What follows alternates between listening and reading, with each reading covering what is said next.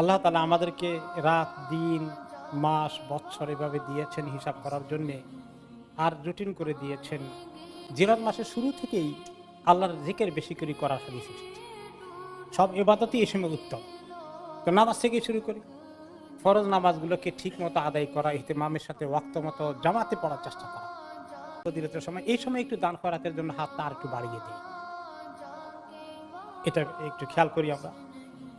তারপরে সর্বশেষ কথা হচ্ছে যে যদি ইবাদত কমও করি, গুনার থেকে কিভাবে বাঁচতে পারি।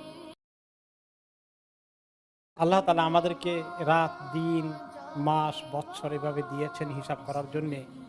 আর রুটিন করে দিয়েছেন আমাদের দৈনন্দিন কাজকর্মের পাশাপাশি কিভাবে আল্লাহ তাআলার সন্তুষ্টি অর্জনের জন্য আমরা এমন কিছু আমল করতে পারি, ইবাদত করতে পারি, কাজ করতে পারি, যেগুলোর বিনিময়ে আল্লাহ তাআলা আমাদেরকে জান্নাত দিবেন এবং জাহান্নাম থেকে মুক্তি দিবেন। সারা বছরই প্রতিটি দিন, প্রতিটি রাত, প্রতিটি ঘন্টাই আমাদের জন্য সুযোগ রয়েছে আল্লাহ তাআলা সন্তুষ্টি অর্জনের জন্য কিছু করা। কিন্তু আমরা তো গাফিল হয়ে থাকি, মুগাফফাল হয়ে থাকি। আমরা অনেক সময় লেজি হয়ে যাই, অলস হয়ে যাই। যার ফলে নিয়মিত রুটিনটা আমাদের ঠিক থাকে না। যেভাবে করলে আল্লাহ তাআলার কাছে আমরা অনেক কিছু পাওয়ার ছিলাম, সেগুলো মিস করে ফেলি। সেজন্য আল্লাহ তাআলা আমাদেরকে কিছু স্পেশাল সময় বরাদ্দ করে দিয়েছেন এবং আমাদেরকে খুব উৎসাহিত করেছেন। অন্তত এই সময়গুলোতে আমরা যেন একটু উদ্যোগী হয়ে এমন কিছু করতে পারি যা আমাদের সারা বছর ত্রুটিকে একটু পোষাইয়ে দিবে। এবং সেই জন্য তিনি আমাদেরকে রমাদান দিয়েছেন, লাইলাতুল কদর দিয়েছেন। এরকম স্পেশাল সময়গুলোর পাশাপাশি আরেকটি সময় আছে, আপনারা শুনেছেন, জিলহজ মাসের 10টি দিন, প্রথম 10টি দিন আল্লাহ তাআলার কাছে অনেক মোবারক। রমাদান ছাড়া আর এরকম 10টি দিনের একটা স্লট সারা বছর আর কোনো সময় পাওয়া যায় না। এই সময়ের ইবাদতকে, আমলকে আল্লাহ তাআলা অনেক বেশি কবুল করেন। এই যে কবুলের সময়টা আছে, এটা কিন্তু আমরা যেভাবে রমাদানকে গুরুত্ব দেই, মাশাআল্লাহ ভালো জিনিস। কিন্তু এই 10টি দিনের এত গুরুত্ব বোধহয় আমাদের কাছে নেই। আমরা খুব কমই গুরুত্ব দিই। অথচ এই সময় কিন্তু একটা অত্যন্ত ফজিলতের সময় আমল করার জন্যে। সবসময় আল্লাহ তাআলার কাছে আমাদের সুযোগ নেওয়া দরকার যে কোন সময়, কিভাবে, কখন আল্লাহ তাআলার সুযোগটা আমরা পেয়ে যাই। একটা হাদিসে এসেছে যে হে হে উম্মত, তোমরা সব সময় একটু ভালো কিছু পাওয়ার খেয়ালে থাকো, চেষ্টা করো। এবং তোমরা কি জানো আল্লাহ তাআলার রহমতের একেক সময়ে একটা জোয়ার আসে, রহমতের একটা সুন্দর বাতাস আসে। কখন এটা আসবে তোমরা জানো না। এই জন্য যখনই তোমার সুযোগ হয়, তুমি আল্লাহর রহমতের বাতাসটা পাওয়ার জন্য একটু উদগ্রীব হয়ে থাকো।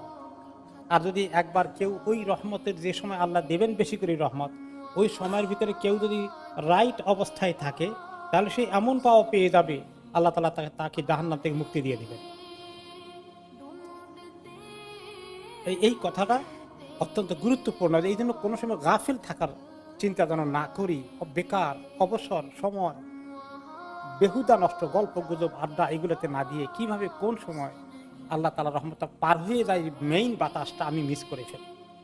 সবসময় সতর্ক থাকা দরকার। এরপরেও স্পেশাল সময়গুলো আল্লাহ তাআলা দিয়েছেন। তার মধ্যে আমাদের এই 10টি দিনের সময় শুরু হয়ে গেছে। আপনারা জানেন জিলহজ মাসের আজকে প্রথম তারিখ এবং আলহামদুলিল্লাহ এই ফজিলতের এই মাসটি এসে গিয়েছে, যেখানে হাজী সাহেবরা মক্কাতে অনেক কাজ করবেন। আল্লাহ তাআলা আমাদেরকে কমপ্লিটলি মাহরুম করে দেননি। তিনি আমাদেরকে এই সমস্ত আমলের সুযোগ দিয়েছেন। কোরবানির সুযোগ দিবেন, আরাফাতের দিন আছে সামনে। এগুলো আমাদের জন্য বেশ কিছু করণীয় আমল আছে, শুধু হাজী সাহেবদের জন্য নয়। তো আমরা কিছু আমল সংক্ষিপ্ত সময়ে বলি যে জিলহজ মাসের শুরু থেকেই আল্লাহর জিকির বেশি করে করার হাদিস এসেছে। সব ইবাদতই এই সময় উত্তম। তো নামাজ থেকে শুরু করি। ফরজ নামাজগুলোকে ঠিক মতো আদায় করা, ইহতিমামের সাথে ওয়াক্ত মতো জামাতে পড়ার চেষ্টা করা। আর এর পাশাপাশি কিছু নফল নামাজের চিন্তা কিভাবে রাখা যায়। আল্লাহ তাআলার এই নফল নামাজ আমাদের জন্য সারা দিন রাত সুযোগ রয়েছে। যদিও শেষ রাতের নফল নামাজটা, তাহাজ্জুদটা অতি উত্তম। কিন্তু অনেক সময় তো আমরা এই ছোট রাতের অজুহাতে কমপ্লেন করে তো উঠতে পারি না। বড় রাতে যেখানে ঘুমিয়ে থাকে, ছোট রাতে কেমনি উঠবো? এই দুরবস্থা আমাদের যাদের, তাদের ব্যাপারে একটা হাদিস এসেছে যে সালমান আল ফারিসি রাদিয়াল্লাহু আনহুর কাছে একজন এসে বলল, আমি কি করি, আমার খুব তাহাজ্জুদ পড়তে মনে চায় কিন্তু পারি না, উঠতেই পারি না। তখন তিনি বললেন, তাহলে দিনের বেলা অন্তত মিস করো না, দিনে তো নামাজ পড়ার সুযোগ আছে, তুমি রাতে মিস করেছো। দিনে অনেকগুলো নামাজ আছে, সলাতুল ইশা কাছে 4টা আছে, তারপরে আপনার মসজিদে আসলে তাহিয়াতুল মসজিদ আছে। এইভাবে করে যে কোনো হারাম আর মাকরু ওয়াক্তে বাদ দিলে তো অনেক নফল নামাজের সুযোগ আছে। যারা তাহাজ্জুদ পারি না তাদের জন্য দিনের কিছু সুযোগ নেই না সময় মতো। তাহলে এই 10 দিনের মধ্যে নামাজের আমলগুলো যেভাবে রমাদানে আমরা দেখেছি মসজিদ ভর্তি হয়ে যায় জামাতে, এখনো হওয়া উচিত। তারপরে রোজার আমল আছে, রমাদানে তো ফরজ রোজা, এই সময় রোজা ফরজ নয়, কিন্তু এই 9টি দিনের রোজা নবী করিম সাল্লাল্লাহু আলাইহি ওয়াসাল্লাম মিস করেন নাই, হাদিসে এসেছে। তাহলে এই 9টি দিনের রোজা, দিন অনেক বড়, অনেকে আর নফল রোজার জন্য এত সাহস করবো না, তাহলে সোমবার বৃহস্পতিবার পারা যায় কিনা অন্তত, যেগুলো আরেকটি হাদিসে অনেক গুরুত্ব দেওয়া হয়েছে। তারপরে কমপক্ষে একটা তো কারোই মিস করা উচিত না, যেটা আরাফাতের দিন। সেদিন আল্লাহ গত 1 বছরের আগামী আরেক বছর 2 বছরের গুনাহ মাফ করে দিবেন, এবং এই বছর আরাফা হয়ে যাবে শনিবারে ইনশাআল্লাহ, এবং পরের রবিবারে ঈদ হবে। কাজে শনিবারের রোজাটা যেন আমাদের কারোই মিস না হয়ে যায়, হাজিরা ছাড়া। হাজিদের জন্য ওই দিন এই রোজা রাখার ফজিলত নেই, তাদের রাখা ঠিক নয়। আর যারা হাজি নন তাদের সবার জন্য ওই দিনটা যেন মিস না হয়ে যায়। এরপরে আমরা দেখি যে এই রোজার পরে আর কি আমল করা যায় এই 10 দিনের মধ্যে।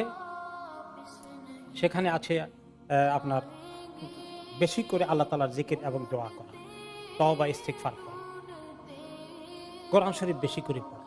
রমাদানে কোরআন শরীফ বেশি করে পড়েছি, এই এখন 10 দিনে এরকম করে আমরা বেশি করে চেষ্টা করি। আর এই যে জিকির দোয়ার মধ্যে অন্যতম জিকির দোয়া হচ্ছে আল্লাহু আকবার, আল্লাহু আকবার, লা ইলাহা ইল্লাল্লাহ, আল্লাহু আকবার, আল্লাহু আকবার, ওয়ালিল্লাহিল হামদ। এই জিকিরটা 9 তারিখে আরাফার দিন থেকে ওয়াজিব, আদর থেকে। কিন্তু তার আগে অনেকে আমরা আমল করি না। এর আগে সাহাবীরা আমল করেছে, এখন থেকে মুস্তাহাব বা সুন্নত আমল চলছে। এই তাকবীর দিন রাতে কোনো নামাজের শুধু পরে নয়, যখনই সুযোগ আছে হাঁটতে হাঁটতে, যাওয়ার সময় আসার সময়। সাহাবী আবু হুরায়রা রাদিয়াল্লাহু আনহু, আব্দুল্লাহ ইবনে ওমর রাদিয়াল্লাহু আনহুমা, ওনারা দুইজনে বেশি আমল করতেন। বাজারে যখন লোকেরা ব্যস্ত থাকতে ওখানে গেলেও একটু জোরে পড়তেন, যাতে লোকদেরকে মনে করে দেওয়া হয়, এবং ওনারা পড়তেন ওনাদের কথা শুনে। এই জিকিরটা করতেন, যে তাকবীরের জিকির, আল্লাহু আকবার, আল্লাহু আকবার, লা ইলাহা ইল্লাল্লাহ, আল্লাহু আকবার, আল্লাহু আকবার, ওয়ালিল্লাহিল হামদ। তাহলে এই 10 দিনে এটা অন্যতম একটি বড় ইবাদত। এছাড়া দান খয়রাত অন্য সময় যেভাবে করা, তাতেও সওয়াব আছে, অনেক অনেক দরকার। কিন্তু যেভাবে রমাদানে স্পেশাল আমরা করেছি, এই সময় যেহেতু স্পেশাল ফজিলতের সময়, এই সময় একটু দান খয়রাতের জন্য হাতটা আর একটু বাড়িয়ে দিই, এটা একটু খেয়াল করি আমরা।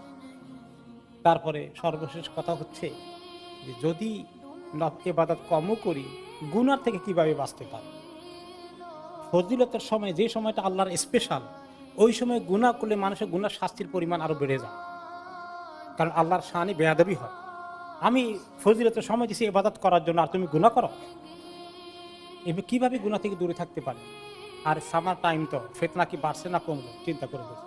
আল্লাহ তাআলা আমাদেরকে মাফ করুন।